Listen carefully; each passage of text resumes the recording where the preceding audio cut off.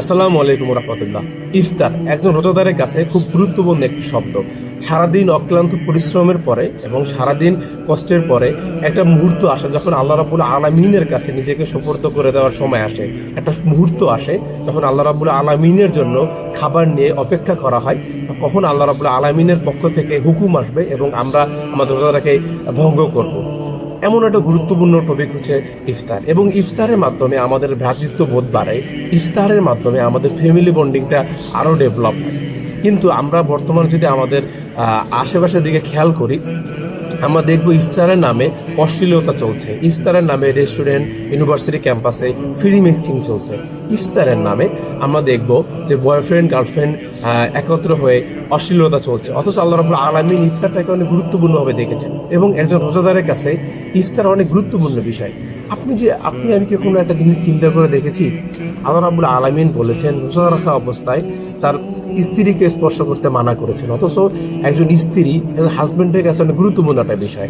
একজন স্ত্রীর দিকে যদি আপনি আপনার স্ত্রীর দিকে আপনি যখন তাকাবেন, আল্লাহ রাব্বুল আলামিন বলেছেন এখানেও সওয়াব রয়েছে, এবং আপনি যখন স্ত্রীর হাত ধরবেন তখনও সওয়াব রয়েছে। মানে এত গুরুত্বপূর্ণ একটা জিনিসকে আল্লাহ রাব্বুল আলামিন ওই মুহূর্তে অ্যাভয়েড করতে বলেছেন। অথচ আপনি ভাবেন আপনি আপনার হালাল স্ত্রীকে স্পর্শ করতে পারবেন না রোজা রাখা অবস্থায়, তো ওই মোমেন্টে আপনি কিভাবে একজন গায়রে মুহররম মেয়ের সাথে ইফতার করে থাকেন?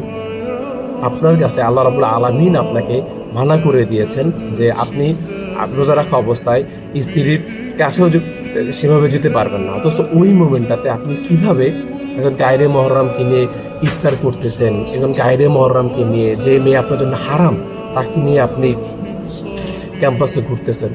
আসলেই কি আপনার রোজা হচ্ছে? আসলেই কি আপনার রোজা আল্লাহ রাব্বুল আলামিনের কাছে কবুল হচ্ছে? নাকি আপনি আসলে রোজা রাখছেন, না আল্লাহ রাব্বুল আলামিনের কাছে ধোঁকাবাজি করছেন?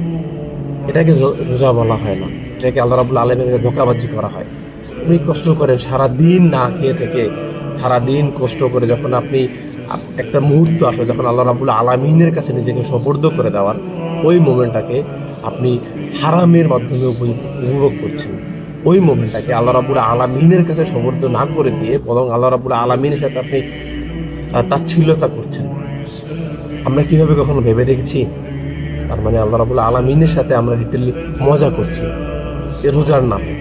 আসুন আমরা রোজাকে আসলেই রোজার যে বরকতটাকে আমরা উপভোগ করি, আমরা রোজাটাকে অশ্লীল দিকে না নিয়ে যে আল্লাহ রাব্বুল আলামিনের জন্য সারাদিনের অক্লান্ত পরিশ্রমটাকে সঁপে দিই। আল্লাহ রাব্বুল আলামিন আমাদের বোঝার এবং মানার তৌফিক দান করুন। আমিন। আসসালামু আলাইকুম ওয়া রাহমাতুল্লাহি ওয়া বারাকাতুহু।